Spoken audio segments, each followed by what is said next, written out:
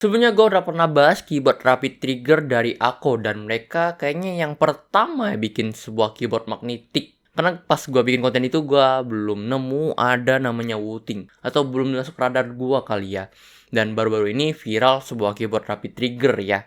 Jadi gue pengen bahas lawannya Wooting ya. Dan secara size ini juga cukup mirip ya, dan lebih kecil daripada Ako. Ako kegedean menurut gue ya. Terus harganya juga jauh lebih affordable. Mau tahu apa itu? Langsung kita bahas dari Mosyak KT68Z.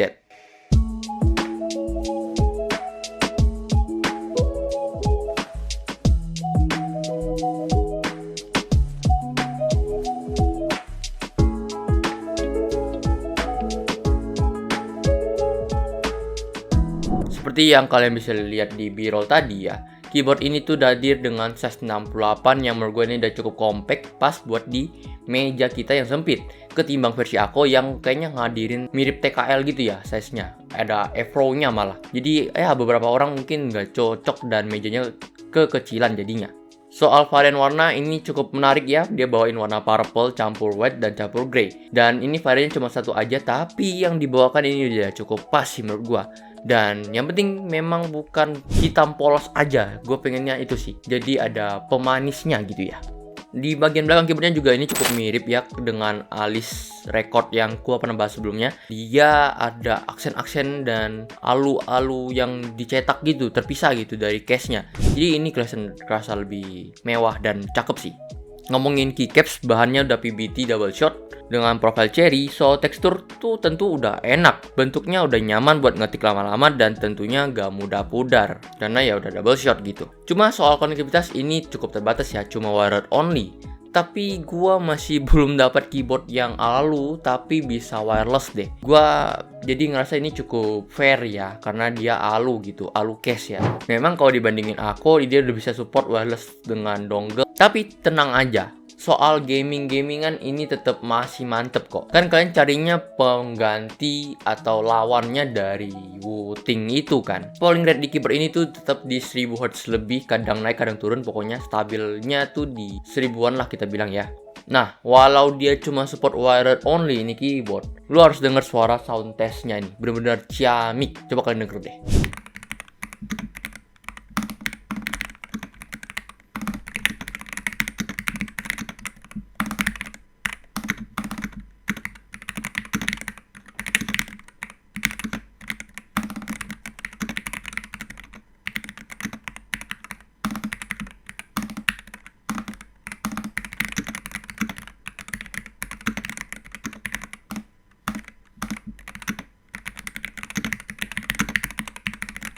Gimana? Cukup crispy kan? Ya buat keyboard gaming ya, ini sih udah mantep sih ya. Crispy suaranya tuh udah mantep gitu. Gue cukup penasaran, dan mungkin kalian juga bakal penasaran ya, apa isi dalaman dari keyboard ini? Apakah ada atau nggak ada?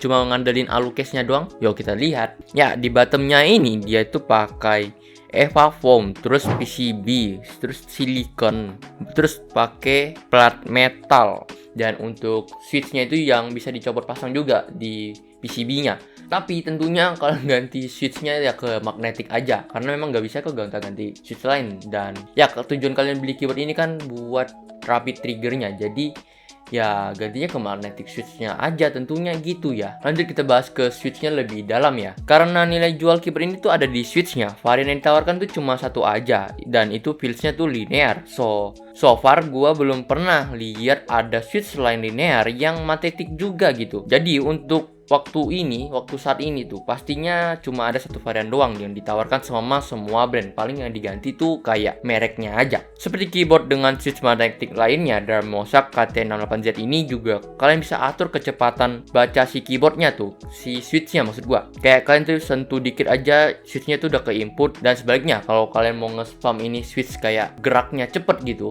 kalian tuh cukup naikin dikit aja, terus kalian pencet lagi, itu udah langsung ke input sama si keyboardnya. Tapi tergantung sama berapa milisecond yang kalian input di dalam keyboardnya. Jadi kalian perlu setting lagi di softwarenya. Software dalam Mosyak ini juga sebenarnya simple banget ya, cuma bisa atur RGB, makro, dan juga si rapid triggernya. Nah, kalian bisa ikut settingan yang dari gua, ataupun kalian bisa coba pakai settingan-settingan pro player.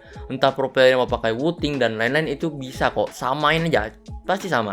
Atau kalian punya settingan sendiri, kalian udah paham ya cara settingnya, kalian bisa atur sendiri lah semau kalian. So, lanjut buat kalian yang pengen beli keyboard satu ini, kalian bisa cek di Match Key dengan nama Darmosak KT68Z. Harganya itu cuma di $129, yang menurut gue sih worth it ya. Kira-kira dirupiahin sih ini keyboard di 2.075.000. Ingat, ini pakai bahan alu, jadi kalian juga bakal dapat experience lebih ketimbang cuma rapid trigger doang. Dan suara typing testnya juga jauh lebih crispy dan enak. So, kalau kalian mau bandingin sama Wuting atau Ako atau Vortex ya, itu beda lah ya, beda kelas ya. Karena ini pakai alu dan pastinya dia punya pengalaman mengetik yang lebih berbeda. Jadi ini lebih ke selera kalian lah. Apakah harganya worth it dengan bahan yang dipakai? Iya, jelas. Karena yang alis yang kemarin kita bahas itu aja, dia di 800-an barebone, belum sama switchnya ya kan.